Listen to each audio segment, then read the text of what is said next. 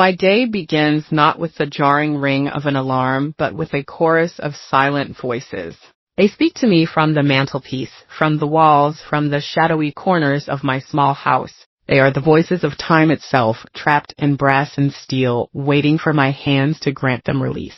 I am Celeste Hargreaves, and at 75, I am a keeper of stopped clocks.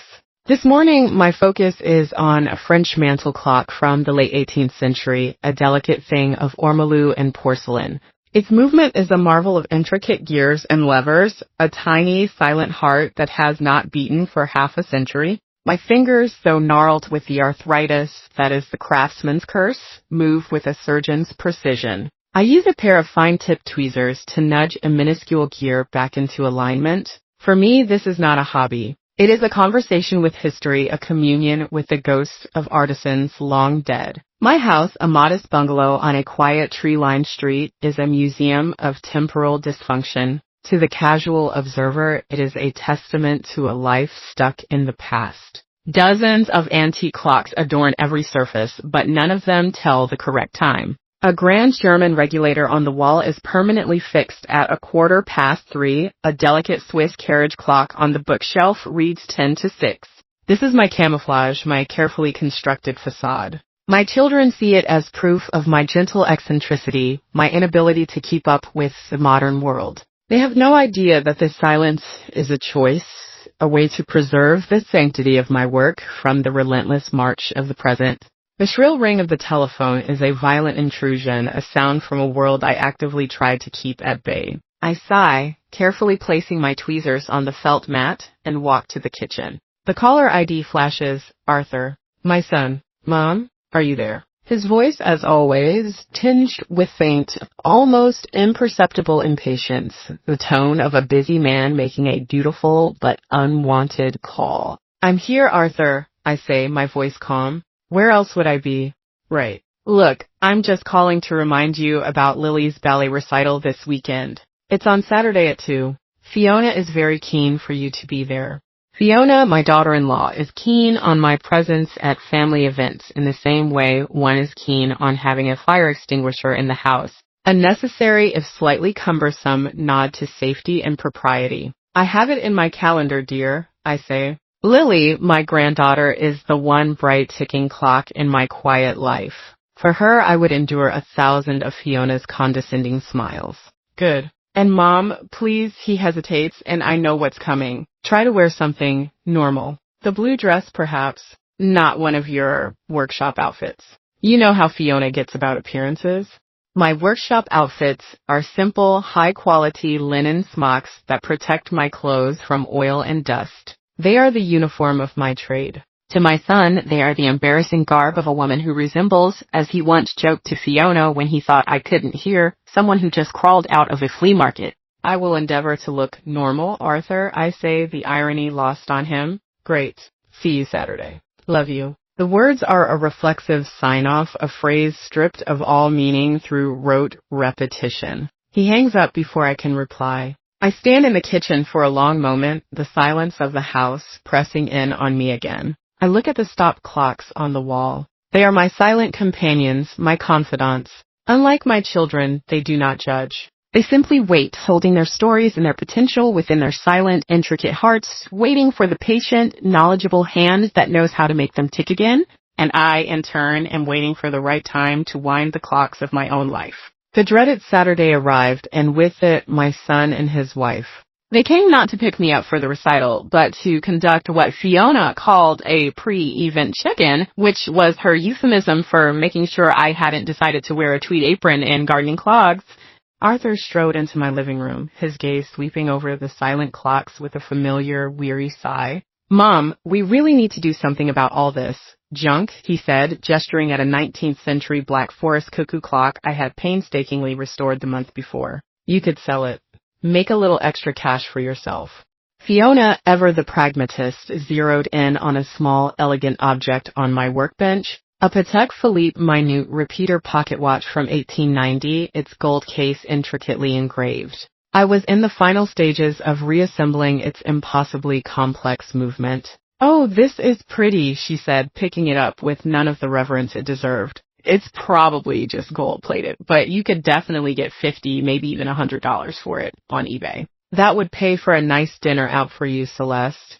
I felt a cold, quiet fury rise within me, but my face remained a placid mask. This pretty object, which she held so casually, was worth more than the luxury car parked in their driveway. It was your grandfather's, Arthur, I said, my voice carefully neutral. It has sentimental value. Sentiment doesn't keep the heat on, Mom, Arthur said, parroting a line he had likely heard from Fiona 1,000 times. Just think about it. It was at that precise, excruciating moment that the doorbell rang. I wasn't expecting anyone. I opened the door to find a young man standing on my porch, his expression a mixture of reverence and nervous excitement. He was perhaps 30, with bright, intelligent eyes and the slightly disheveled look of an academic. Mrs. Hargreaves? He asked, his voice hushed. Celeste Hargreaves. I am so sorry to bother you at home. My name is Dr. Alistair Finch from the curatorial department at the Getty Museum. I was in town for a conference and I simply had to take the chance. I stood there, momentarily speechless.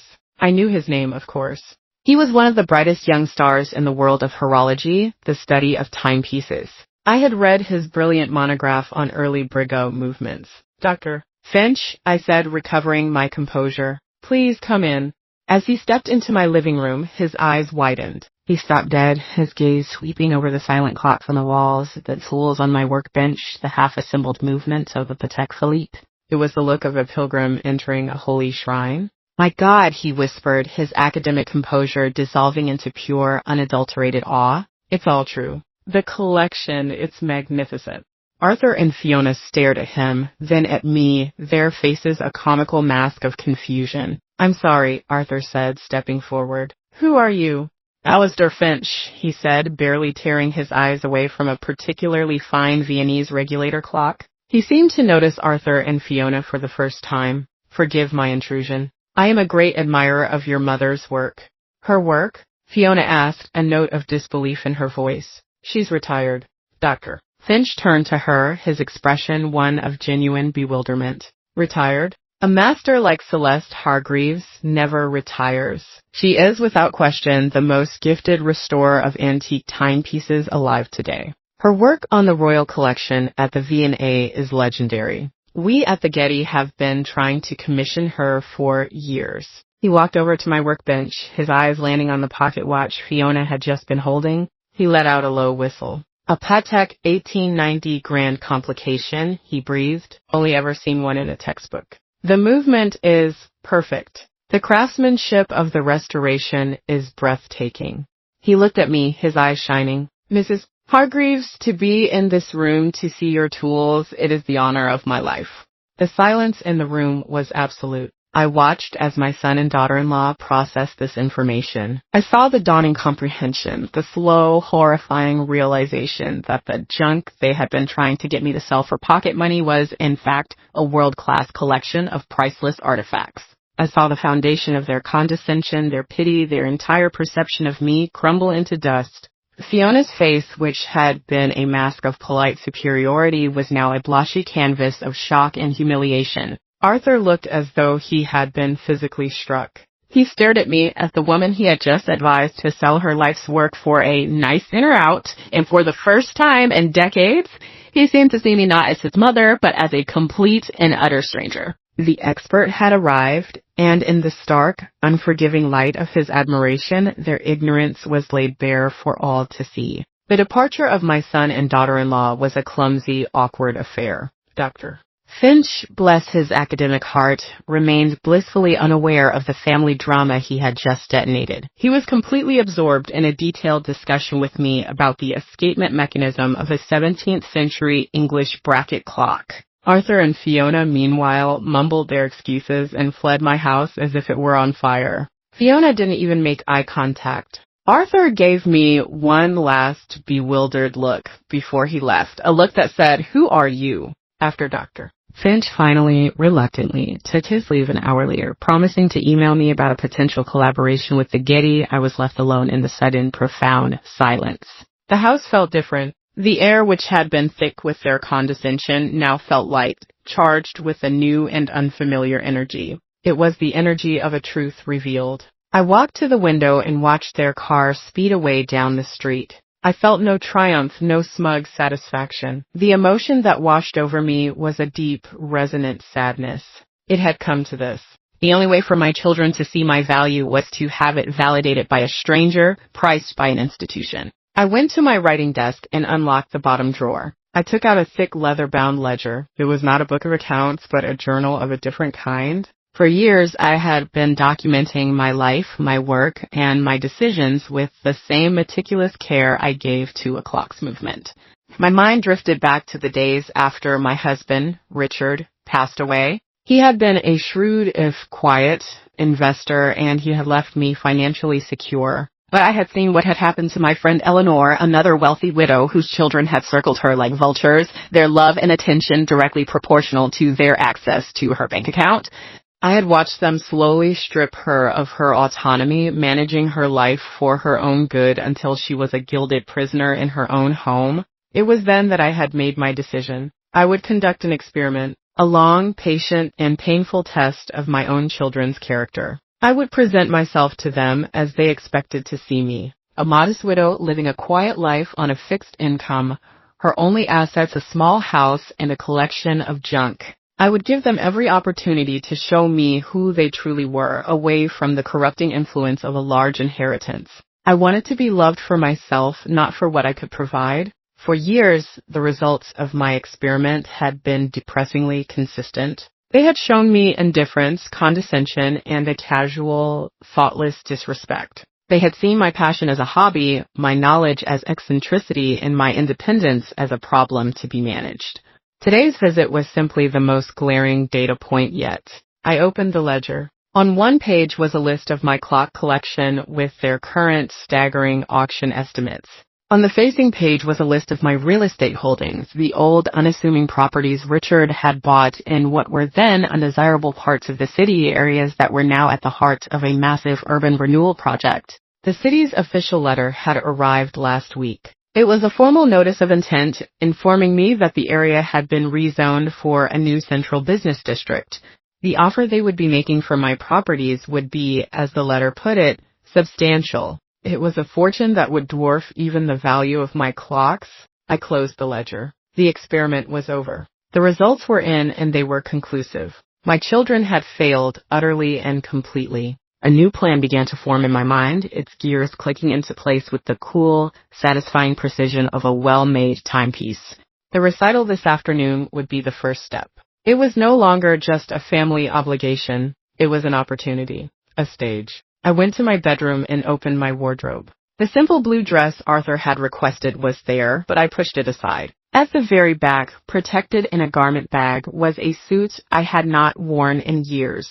It was a custom-made Chanel, a classic design of deep navy boucle, a quiet statement of timeless elegance and power. I had bought it to wear to a reception at the British Museum, an event where I was the guest of honor. I laid it out on the bed. I would not be the flea market grandmother today. I would not be the normal mother. I would be Celeste Hargreaves. As I dressed, I felt a transformation taking place. With each piece of clothing, I was shedding the skin of the meek, accommodating widow and stepping back into my own. The final touch was a simple, elegant timepiece on my wrist, not one of the priceless antiques, but a modern, understated Cartier that Richard had given me. Its quiet, steady ticking was a reminder of who I was.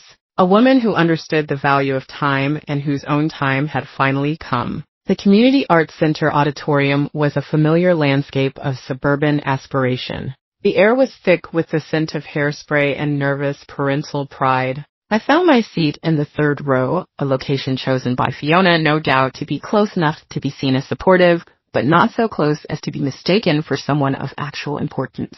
Arthur and Fiona arrived moments before the curtain rose, a flurry of whispered apologies and rustling programs. Fiona was wearing a floral dress that screamed effortless chic, though I knew it had cost a small fortune. Arthur looked uncomfortable in a blazer that was a size too tight, his face a mask of dutiful endurance. "Mom, you made it," he said, a note of genuine surprise in his voice as he took in my appearance. That's a very nice suit." "Thank you, dear," I said, smoothing the boucle fabric of my skirt. I thought the occasion warranted it. Fiona's eyes narrowed slightly, her internal calculator whirring as she tried to place the designer. She couldn't, of course. True quality doesn't need a logo. It's very classic, she said finally, the word a double-edged sword. The recital began. A parade of small, earnest children in varying shades of pink tulle stumbled and twirled across the stage. My granddaughter Lily was in the second group. She was a lovely, graceful child, but her movements were hesitant, her smile fragile. She kept glancing into the audience, her eyes searching for our faces. I gave her a small, encouraging wave, and for a moment her smile brightened. During the intermission, the parents mingled in the lobby, making polite conversation and comparing their children's budding talents. I stood alone by the refreshment table, a quiet island in a sea of chattering families. Arthur and Fiona were immediately absorbed into a circle of what I assumed were their important friends, other parents from their affluent neighborhood. I watched them from a distance. I saw Fiona laughing, her head thrown back, a hand resting possessively on her husband's arm. I saw Arthur nodding seriously, talking about the stock market or his latest business trip.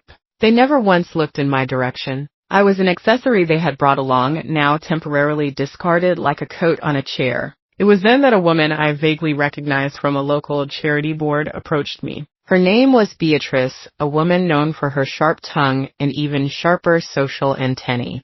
"Celeste, darling," she exclaimed, her eyes raking over my suit with undisguised appreciation. "You look absolutely marvelous. That Chanel is simply divine. I didn't know you were a secret fashionista." I simply smiled. "One has to have some secrets, Beatrice." From across the lobby, I saw Fiona's head snap in our direction. Her eyes widened as she registered Beatrice's fawning attention in the word Chanel. A look of profound, almost comical confusion crossed her face. It was the look of someone whose entire understanding of the universe had just been tilted on its axis. The second half of the recital was a blur. My mind was not on the stage, but on the small drama unfolding in the seats beside me. Fiona was no longer looking at her daughter. She was surreptitiously studying me, her eyes darting from my suit to my simple pearl earrings to the understated Cartier on my wrist. She was reevaluating. She was recalculating. After the final curtain call, as we were shuffling out of the auditorium, Fiona cornered me. "That suit," she said, her voice a low, intense whisper. Is it real?" "I'm not sure I understand the question, Fiona," I replied, my voice cool. "The fabric is quite real, I assure you." "You know what I mean," she hissed, her cheeks flushed. "Where did you get it?" "It was a gift," I said, which was true. It was a gift I had given myself after closing a particularly successful real estate deal 20 years ago. From a dear departed friend. Before she could press further, Lily ran up to us, her face glowing with post-performance excitement. "Grandma, did you see me? Did you see my pirouette?" "I saw everything, my love," I said, kneeling to be at her level, ignoring the sharp protest from my hip. "You were the most beautiful dancer on that stage. You were pure magic." I hugged her tightly, and as I did, I looked up and met Fiona's gaze over my granddaughter's shoulder. Her eyes were filled with a toxic cocktail of suspicion, envy, and a dawning, terrible fear. It was the fear of someone who suspects they have made a catastrophic misjudgment, a miscalculation of value so profound it could bring their entire world crashing down. The first subtle crack had appeared in their foundation, and I had not even begun to apply pressure. The drive home from the recital was a study in strained silence. Arthur drove, his knuckles white on the steering wheel, his mind clearly replaying the scene in the lobby. Fiona sat in the passenger seat, staring out the window, but I knew she wasn't seeing the passing scenery. She was seeing the ghost of a Chanel suit, a phantom of a life she couldn't comprehend. I sat in the back, a quiet, enigmatic smile on my lips, feeling a sense of power I hadn't experienced in years. They dropped me off at my curb with a perfunctory "see you soon" and sped away, eager to escape into the privacy of their own home, where they could dissect this new, bewildering information. I walked into my house, the silence no longer feeling like loneliness, but like peace. I didn't turn on the lights. I simply went to my workshop, the room that was the true heart of my home. The moonlight streamed through the large window, casting long, skeletal shadows across the room and glinting off the brass and silver of my silent clocks. I sat at my workbench, the scent of old wood, metal, and oil a comforting balm to my soul. I looked at the array of tools laid out before me. The tiny screwdrivers, the delicate files, the loop that allowed me to see a world of miniature, intricate beauty, these were the instruments of my real life. The recital had not been the final straw. It had been the first deliberate tick of a clock I had just wound. Fiona's public humiliation was not my goal, but a necessary consequence, a byproduct of her own shallow value system. My true purpose was much deeper, much more complex. My mind drifted back to Richard, my late husband. He had been a man who understood value. Not just the monetary value of the assets he so shrewdly acquired, but the intrinsic value of things, of craftsmanship, of history, of time itself. "Look at this movement, Celeste," he had said to me once, years ago, holding a delicate 18th century pocket watch in the palm of his hand. We were in a dusty antique shop in Geneva. "It's not just a machine for telling time. It's a story. Every gear, every spring was crafted by a human hand. It has lived through wars and revolutions. It has marked the hours of lovers and kings. To restore it is not just a mechanical act, it's an act of respect for the time it has kept." He was the one who had taught me the art of restoration. He had seen the patience and precision in my hands, the same hands that had once balanced household budgets to the penny, and he had encouraged me to apply it to a different kind of ledger. He had bought me my first set of tools, my first broken clock. He had taught me to listen to the silent language of the mechanisms, to understand their history, to feel their soul. And he had taught me about the other kind of value. They had bought the old, neglected properties in what were then the forgotten corners of the city. "People see blight," he'd said, looking at a row of derelict warehouses. "I see a future transportation hub. Never judge a thing by its current state, Celeste. Judge it by its potential. Time is the greatest asset of all." I looked at my own hands in the moonlight, the hands of a 75-year-old woman. My children saw them as frail, arthritic, good for little more than knitting or stirring a pot. They saw my life as a stopped clock, a relic of a bygone era, its purpose served, now just gathering dust. They had no concept of the time I had kept, the history I held, the potential that still lay dormant within me. A cold, hard resolve settled in my heart. It was not just about teaching them a lesson in humility. It was about something far more fundamental. It was about restoration. For years, our family had been running on a broken movement. The mainspring of respect was snapped. The gears of love were clogged with the dust of neglect and assumption. The hands were stuck, pointing perpetually to their needs, their wants, their ambitions. It was a timepiece out of balance, its ticking a hollow, meaningless sound. I, Celeste Hargreaves, the master restorer, had allowed my own family to fall into a state of disrepair. I had watched the corrosion spread, the delicate parts wear down, and I had done nothing. I had been waiting for them to see the value in me, to ask for my help. But that was not how restoration worked. You didn't wait for the clock to fix itself. You intervened. You took it apart, piece by painstaking piece. You cleaned away the grime of years. You mended what was broken. You replaced what was worn beyond repair. And you did it not out of anger, but out of a deep, abiding respect for the original design, for the potential of what it could be. My children did not need a lesson. They needed a master craftsman to take them apart and put them back together again correctly this time. And I was the only one with the tools and the knowledge to do it. My plan was no longer just about revealing a secret. It was about fixing a broken clock. The decision, once made, brought with it a surge of energy I hadn't felt in years. The vague sense of melancholy that had been my constant companion since Richard's death evaporated, replaced by the sharp, invigorating focus of a complex project. The master restorer was back at her workbench. The following Monday morning, I did not linger over my coffee. I made 3 phone calls, each one a carefully calibrated move in the intricate mechanism of my plan. The first was to my lawyer, a quiet, methodical man named Mr. Abernathy, who had handled my family's affairs for decades. He was one of the few people who knew the full extent of my assets. "Mr. Thor Abernathy," I said, my voice crisp and clear. "It's Celeste Hargreaves. I need you to begin the process of establishing a family trust, and I need to make some significant revisions to my will. Can we meet this week?" "Of course, Celeste," he said, his voice betraying a hint of surprise at my sudden decisiveness. "Is everything all right?" "Everything," I replied, "is about to be set right."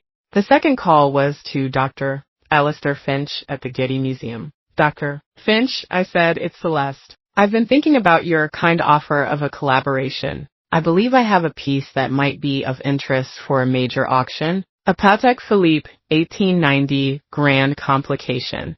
I could hear his sharp intake of breath over the phone. Celeste, are you serious? That piece is a museum-quality treasure. It would be the star of any auction in the world. I am very serious, I said, but I have a condition. I would like the pre-auction exhibition to be held locally. Here, a private invitation-only event. I want to generate some local interest. Consider it done, he said, his voice buzzing with excitement. We will move heaven and earth. Sotheby's will handle the logistics. This will be the horological event of the decade. The third and final call was to the city's urban development office. I asked to speak with the head of the planning commission, a woman I had met at a fundraiser years ago. Miss Davenport, I said, it's Celeste Hargreaves. I'm calling about the properties I own in the old warehouse district. I understand there are plans for a new central business district. I would like to schedule a meeting to discuss a potential timeline for the city's acquisition of those properties. I believe it's time to move forward. After the calls were made, a profound sense of calm settled over me. The pendulum had begun to swing. The gears were in motion. My next step was a visit to a place I had not entered in over 30 years. A high-end exclusive boutique in the city's most fashionable district. The young saleswoman, impeccably dressed and radiating an aura of polite disdain, looked me up and down, her eyes lingering on my simple, well-worn coat. May I help you? She asked, her tone suggesting she very much doubted it. Yes, I said, walking past her to a rack of exquisitely tailored suits. I believe you can. I spent the next 2 hours being measured and fitted. I chose a bolt of deep navy boucle fabric, a timeless and elegant material. I discussed lapels, cuffs, and hemlines with the store's head tailor, an elderly Italian man who recognized the quality of the fabric and treated me with the respect of a fellow artisan. This will be a masterpiece, Signora, he said, his eyes gleaming as he took my measurements. I expect nothing less, I replied. I paid for the suit in cash from a small reserve I kept for just such occasions. As I left the store, the young saleswoman's jaw was practically on the floor. I gave her a small, knowing smile. It was the first public move of Celeste Hargreaves, the woman, not Celeste, the mother. The final piece of my preparation was the most difficult. I went to my workshop and chose one of my most valuable yet least ostentatious pieces. A small 19th century carriage clock by a lesser-known but brilliant Parisian maker. I spent an entire day meticulously disassembling it, cleaning each tiny part, and then reassembling it, ensuring it was in perfect working order. I wrapped it carefully and placed it in a simple gift box. This was the peace offering, the Trojan horse. It was a gift for Arthur and Fiona, a celebration of a promotion at Arthur's bank that I knew was coming up. It was a test. If they could not see the value in this small, perfect object, if they dismissed it as another piece of junk, then I would know without a shadow of a doubt that they were beyond restoration. The stage was set. The pieces were in place. All that was left was to wait for the precise moment to set the entire, intricate clockwork of my plan into motion. Time, for the first time in a long while, was on my side. The weeks that followed were a quiet, simmering prelude to the storm. I moved through my days with a newfound sense of purpose, a secret humming beneath the surface of my placid, grandmotherly facade. I continued my work, my hands steady, my mind clear. The French mantel clock was now ticking softly on my mantelpiece, its voice a gentle, reassuring counterpoint to the silent clocks that still stood guard around the room. My relationship with Arthur and Fiona entered a strange new phase. After the recital, a subtle shift had occurred. My Chanel suit had become a piece of unsolved family lore, a mystery they couldn't quite decipher. Their condescension was now tinged with a wary curiosity. They began to visit more often, their conversation peppered with clumsy, probing questions about my past, about their grandfather's finances, about the dear departed friend who had gifted me the suit. I answered their questions with vague, enigmatic smiles, enjoying their confusion. The gift of the carriage clock was, as I had predicted, a failure. I presented it to Arthur to celebrate his promotion. "Oh, Mom, you shouldn't have," he'd said, his smile strained as he unwrapped the simple box. He looked at the small, perfect clock, its brass case gleaming. "It's very nice. Very old. Fiona had picked it up, turned it over in her hands, and placed it on a remote corner of their minimalist bookshelf where it looked as out of place as a wildflower in a sterile laboratory. "It's very sweet of you, Celeste," she'd said. "A lovely little antique." They had no idea it was worth more than their annual vacation budget. The test was complete. The results were, as always, conclusive. Then the first major gear of my plan clicked into place. The invitation arrived at their house first, as I knew it would. It was thick and creamy, the engraving a deep glossy black. The Sotheby's logo was discreet but unmistakable. Fiona, whose life revolved around monitoring the social currents of their affluent suburb, would have recognized it instantly. I received Arthur's call that evening. His voice was a mixture of excitement and utter bewilderment. "Mom, did you get one too?" he asked, foregoing any greeting. "Get one what, dear?" I asked, feigning ignorance. "An invitation. From Sotheby's. They're hosting a private pre-auction exhibition here in town for antique clocks. It's a preview for their big spring auction in Geneva, the most exclusive event of the season. The CEO of my bank will be there, the Hendersons, everyone." I have no idea how we got on the list. "How lovely," I said, my voice a perfect imitation of mild surprise. "Yes, I believe I received one as well. I must have mistaken it for a catalog." "A catalog?" he sputtered. "Mom, this is a major event." Fiona is ecstatic. She says this could be huge for us, socially. A chance to network with a different class of people. "I see," I said. "Well, I'm not sure it's really my sort of thing, Arthur. It sounds very grand." "Nonsense," he insisted, exactly as I knew he would. "You have to come. We'll go together, as a family." Fiona is already planning her outfit. It will be a wonderful family outing. A family outing. The irony was exquisite. He had no idea that he and his wife were about to be guests at a party thrown in my honor. Dr. Finch at the Getty had been true to his word. The exhibition was built around a single star attraction. The Patek Philippe Grand Complication, which was now referred to in the elegant catalog as being from the private collection of Celeste Hargreaves. The week leading up to the exhibition was, for Fiona, a frenzy of preparation. She bought a new dress, made appointments for her hair and nails, and spent hours studying the auction catalog online, memorizing the names of famous watchmakers so she could drop them into conversation. She was preparing for her grand entrance into a world she believed was far above her mother-in-law's station. I, on the other hand, was perfectly calm. My navy boucle suit was back from the cleaners, pressed and ready. I knew exactly what I would wear, what I would say, and how the evening would unfold. I was a clockmaker, after all. I understood that for a mechanism to work perfectly, every single piece had to be in its precise, designated place before the pendulum was set in motion, and the pieces were now finally all in place. The evening of the Sotheby's exhibition was cool and clear, the kind of night where the stars seemed to hang low and bright in the sky. I allowed Arthur and Fiona to pick me up, playing the part of the slightly bewildered, out-of-her-element mother to perfection. Fiona was a vision in emerald green silk, her diamonds glittering. Arthur looked sleek and successful in a dark, tailored suit. They both looked at my classic navy Chanel suit with a flicker of surprise, but said nothing. They likely assumed it was a well-preserved hand-me-down from a wealthier relative. The venue was a converted art gallery downtown, its industrial chic space transformed into a hushed, luxurious temple to horology. Waiters in black tie moved silently through the crowd, offering champagne and delicate canapes. The air was filled with the low murmur of cultured conversation and the soft, collective ticking of 100 priceless timepieces. Fiona was in her element, her eyes scanning the room, identifying the local power players.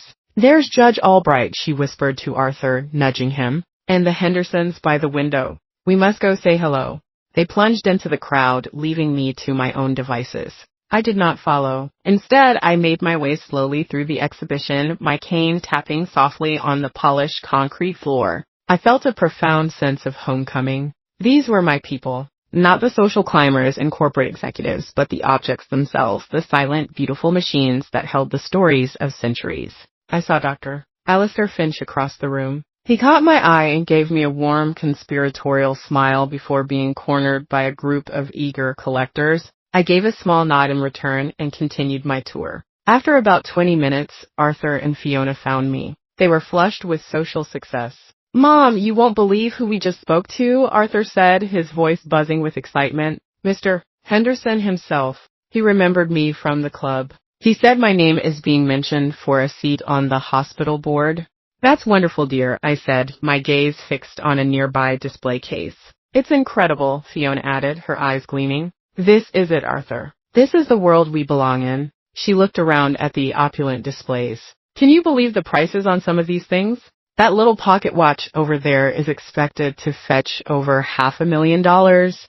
Her gaze followed mine to the display case I was studying. It was the central attraction of the exhibition, a large climate-controlled glass vitrine spotlit from above. Inside, nestled on a bed of black velvet, was a single magnificent timepiece. It was the Patek Philippe Grand Complication from my workbench. It looked different here under the museum-quality lighting. Its engraved gold case seemed to glow with an inner fire. Its complex multi-layered dial was a universe of miniature moving parts. It was a masterpiece of human ingenuity, a testament to the art of time itself. "My God, look at that one," Fiona breathed, drawn in by its undeniable beauty. "It's exquisite. I wonder who it belongs to." "Let's see," Arthur said, leaning in to read the small engraved card placed next to the watch. I watched their faces as they read the text. I saw their eyes scan the description of the piece. Patek Philippe & Co. 1890-18K, gold minute repeating perpetual calendar chronograph with moon phases. Then I saw their gaze drop to the final two lines on the card. The first line read, "Estimate, $1, $82, $5 million. And the second, in elegant, understated script, read, "Restored by and on loan from the private collection of Mrs. Celeste Hargreaves." The world seemed to stop. I watched as the color drained from Fiona's perfectly made-up face. Her hand, holding a champagne flute, began to tremble. The glass slipped from her fingers and shattered on the floor, the sound a sharp, explosive crack in the hushed reverence of the room.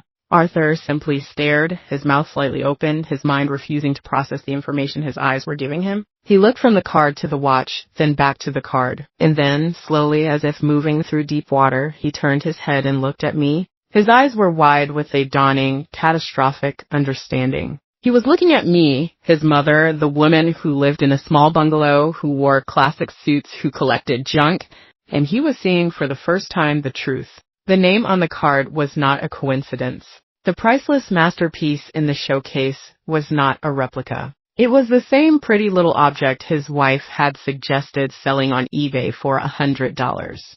The first devastating tick of my restored family clock had just sounded, and it was a sound they would never forget. The sound of the shattering champagne flute was a sharp, ugly punctuation mark in the elegant symphony of the evening. A few heads turned in our direction. A waiter immediately materialized with a dustpan and brush, his movements swift and discreet. But no one could clean up the mess that had just been made of Arthur and Fiona's world. Fiona stood frozen, staring at the glittering shards of glass on the floor as if they were the fragments of her own shattered reality. Arthur, his face a pale, bloodless mask, was still locked in a state of stunned disbelief. He looked at me, his eyes wide with 1,000 unspoken questions.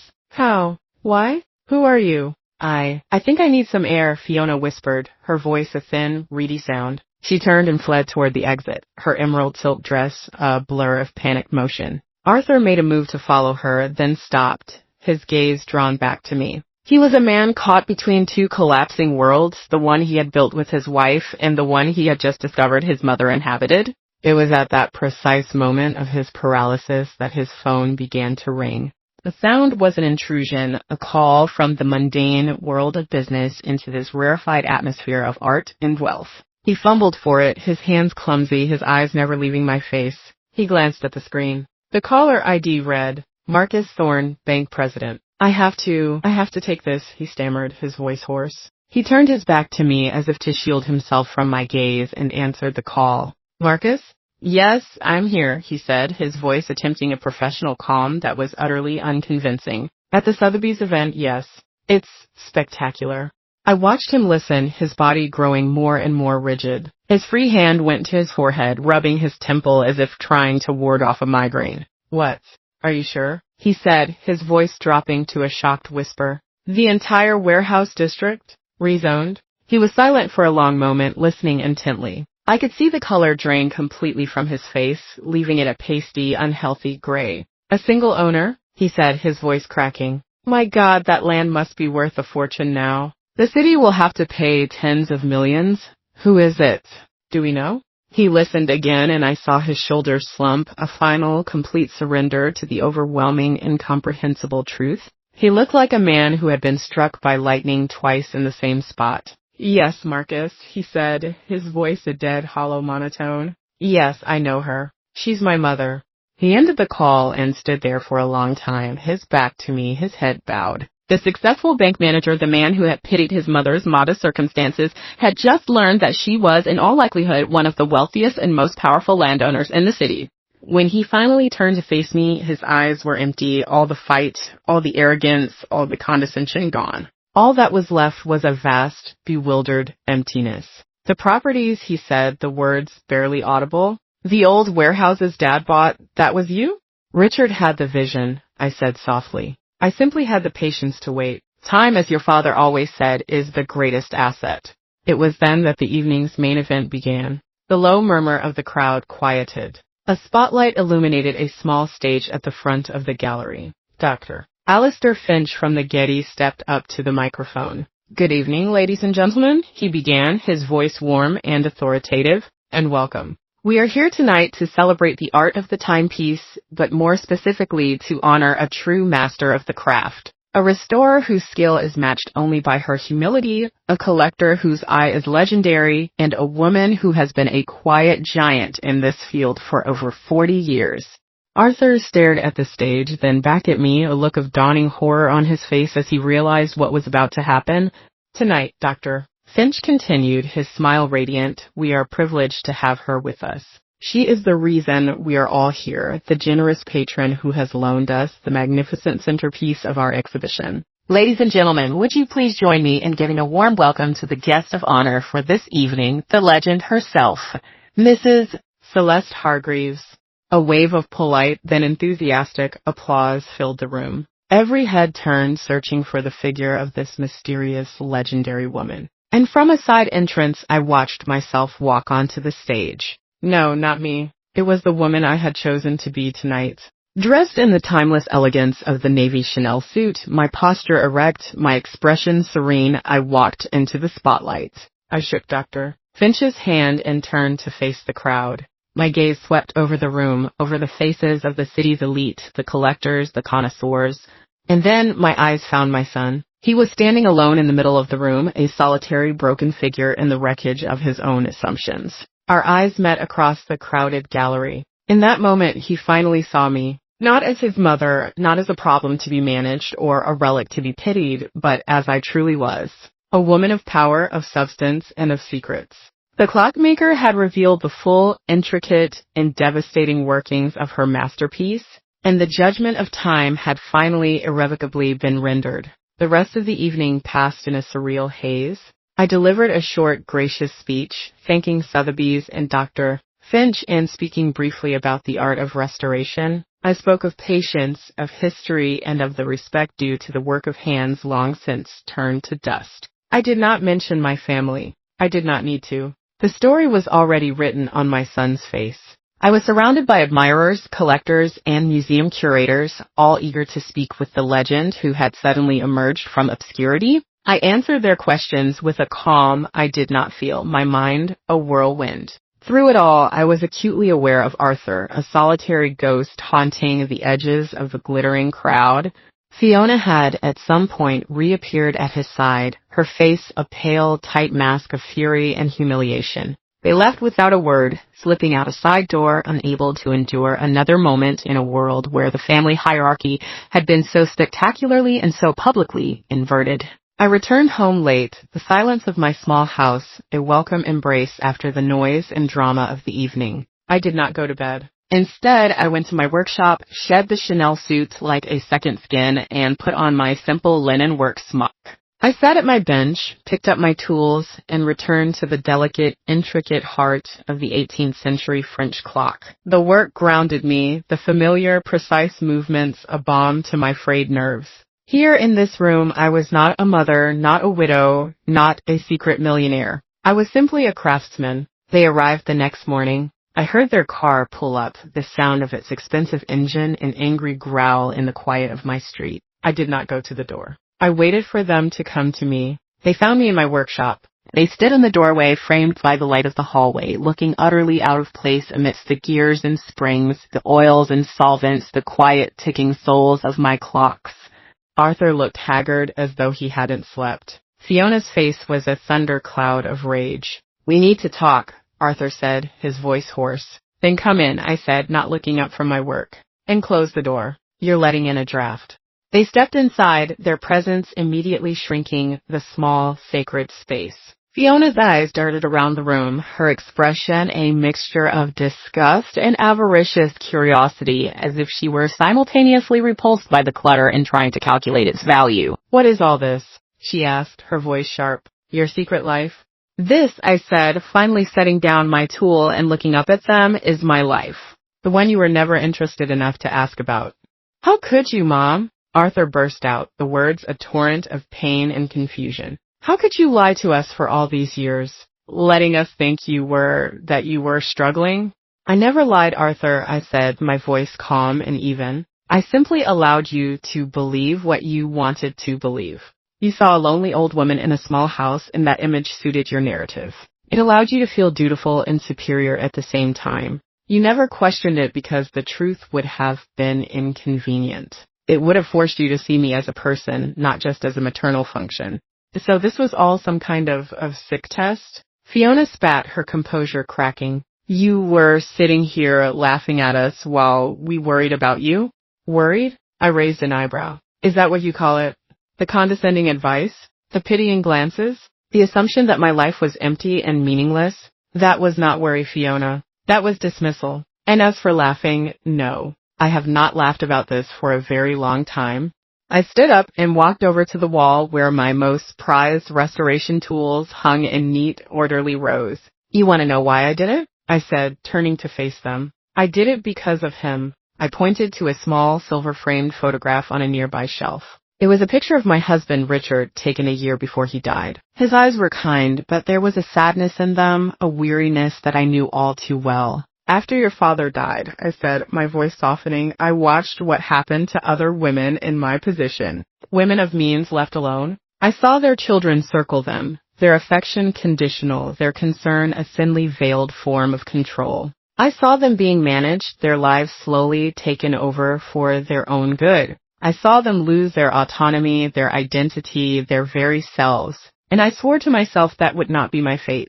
I looked directly at my son. I wanted to see who you were, Arthur. Not the son of a wealthy man, but the son of Celeste Hargreaves. I wanted to see if the values your father and I tried to instill in you, respect, integrity, and appreciation for things that cannot be bought, had taken root. I gave you every chance to show me. And you showed me nothing but a desperate hunger for the very things your father despised. Status, appearances, and the approval of shallow people." "That's not fair," Arthur protested, his voice weak. "I was building a career, providing for my family." "You were providing for Fiona's insecurities," I corrected him. "And you were willing to sacrifice your own mother's dignity to do it." The truth of this statement hung in the air, stark and undeniable. He had no reply. He simply stood there, a broken man in a room full of perfectly ticking clocks, finally forced to confront the true cost of his choices. The silence in the workshop was thick with the weight of unspoken history. The only sound was the soft, rhythmic ticking of a restored regulator clock on the wall, each beat a small, steady judgment. Arthur stood with his head bowed, the full force of my words having finally breached his defenses. Fiona, however, was not so easily defeated. Her shock was rapidly being replaced by a cold, calculating anger. "So what now, Celeste?" she asked, her voice sharp as a shard of glass. "You've had your fun. You've humiliated us in front of the entire city. Are you satisfied? Are you going to cut us off completely? Is that the grand finale of your little experiment?" I turned my gaze to her, my expression unreadable. "This was never about fun, Fiona. And it is certainly not about money in the way you understand it." I walked over to a dusty, unassuming wooden cabinet in the corner of the room. I opened one of its small flat drawers and took out a small velvet-lined tray. On it rested a collection of what, to the untrained eye, would look like junk. A few tarnished pocket watches, some loose gears, and a handful of watch faces with faded numerals. "You see this?" I said, holding up one of the watches. It was a simple, unadorned silver piece, its case worn smooth with time. "You would probably value this at $20. Maybe $30 for the scrap silver." Fiona shrugged, her expression a mixture of impatience and contempt. "This watch," I continued, my voice quiet but resonant, "stopped the bullet that would have killed a soldier at the Battle of the Somme in 1916. His daughter gave it to me 50 years ago. Its historical value is incalculable. Its emotional value is infinite. Its monetary value to the right collector is about the price of your car."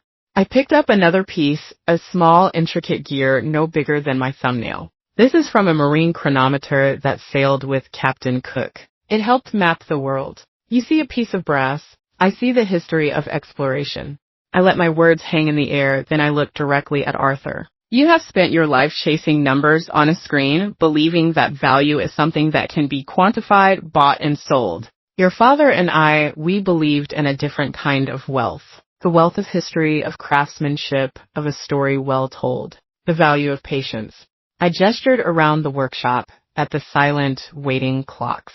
To restore one of these is not a quick process. It can take months, sometimes years.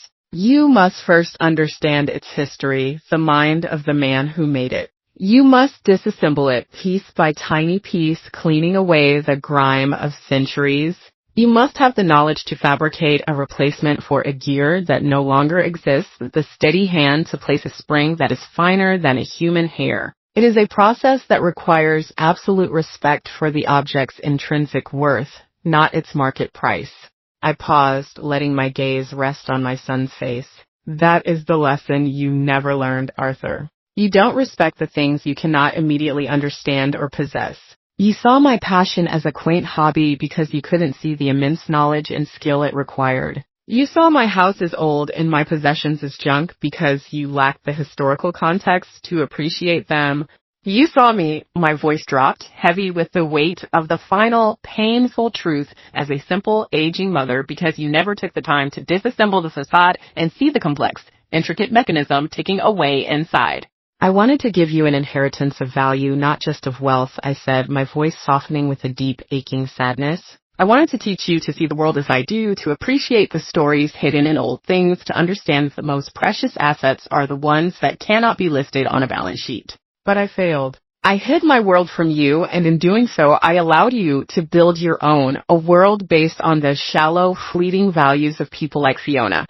Fiona flinched as if I had slapped her. "So no, Fiona," I said, turning back to her. "I am not going to cut you off. That would be too simple. A financial punishment is the only kind you would understand, and it would teach you nothing. My judgment, my grand finale, as you call it, is far more ambitious." I walked back to my workbench and picked up a small, delicate pair of tweezers. My real legacy is not the money. It is the knowledge. It is the craft. It is the understanding of time itself.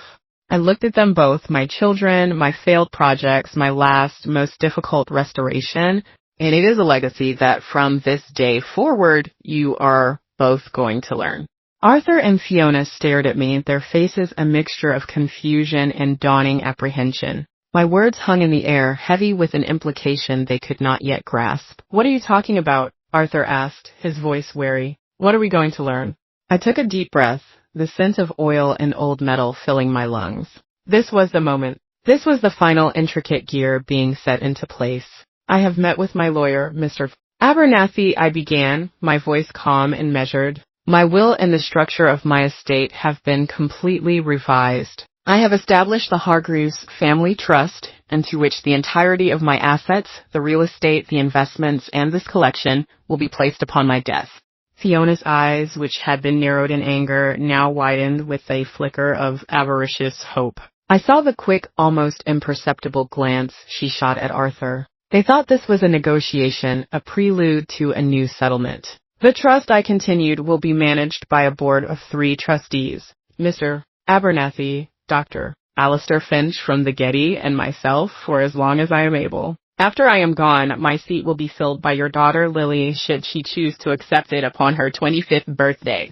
Lily? Arthur said, bewildered. But what about us? You, Arthur, and you, Fiona, I said, looking at them both, will be the primary beneficiaries of this trust. You will want for nothing. You will live in comfort for the rest of your lives. However, there is a condition. A non-negotiable, legally binding covenant that you must fulfill to gain access to the principle of the trust. I paused, letting the weight of my words settle in the quiet, ticking room. You are going to become my apprentices. The silence that followed was absolute, so profound that I could hear the faint whirring of a clock movement on the far side of the room. Apprentices? Fiona finally choked out, the word a strangled, incredulous squeak. What in God's name are you talking about? I'm talking about your new occupation, I said, my voice as cool and precise as a polished steel tool. Every Tuesday and Thursday afternoon from 1 o'clock until 5, you will both report here to this workshop. You will learn my trade. You, Arthur, will learn the mechanics of horology. You will learn how to disassemble, clean, and restore a movement. You will learn the difference between a verge escapement and a chronometer escapement. You will learn patience and precision. I then turned my gaze to Fiona. And you, Fiona, will learn the art of connoisseurship. You will learn to identify the makers, the periods, and the materials. You will study the history of decorative arts. You will learn to distinguish a genuine Boule cabinet from a Victorian reproduction. You will learn that value is not determined by a brand name, but by provenance, craftsmanship, and historical significance. You're insane, Fiona whispered, her face a mask of horror. You want me to be an antique dealer? I want you, I corrected her, to learn to see. I am giving you the education you so clearly lack. And if we refuse? Arthur asked, his voice a low growl. Then you are free to do so, I said with a small, calm shrug, but you will forfeit all rights as beneficiaries. The trust assets will be immediately and irrevocably transferred to the Getty Museum and the Horological Society of America. You will receive nothing. The choice, I added, a faint smile touching my lips, is entirely yours. They stood there, trapped. I had not disinherited them. I had done something far more cruel and, I hoped, far more effective. I had sentenced them to an education. I had bound their financial future to the very world they had so long disdained. To get the money, they would have to understand its source. To inherit my wealth, they would have to inherit my values. The story does not end with a dramatic reconciliation. It ends with a quiet beginning. A month later, on a Tuesday afternoon, I stand in my workshop. The air is filled with the scent of cleaning solution and the low, frustrated sighs of my two new apprentices. Arthur, his brow furrowed in concentration, is hunched over a simple carriage clock movement, his large, clumsy fingers struggling to handle a pair of fine tweezers. He is trying to place a minuscule screw, and it keeps slipping, falling onto the felt mat with a tiny, frustrating ping. Fiona is at the other end of the bench, a jeweler's loupe pressed to her eye, squinting at the hallmark on a silver watch case. She is cross-referencing it with a thick, leather-bound book of silver marks, her perfectly manicured nails in absurd contrast to the dusty tome. They are clumsy. They are resentful. They are miserable. But they are here. Lily comes to visit on Saturdays. She does not come for the clocks. She comes for me. I let her sit at my workbench, and I show her the magic inside the silent hearts. Her fingers are nimble, her eyes are sharp, and she is not afraid of the complexity. She has the gift. I look at my son and his wife, my two oldest and most difficult clocks. I do not know if they can be truly restored. Some mechanisms are too badly damaged, some springs too deeply corroded. The process will be long and arduous. They may never learn to love the craft. They may never understand the true weight of time. But as I watch Arthur finally, with a triumphant sigh, manage to place the tiny screw, I feel a flicker of something I haven't felt for them in a very long time. It is not love, not yet. It is the quiet, patient hope of the master restorer who knows that even the most broken of clocks, with enough time, enough skill, and enough respect for its original design, can one day be made to tick again.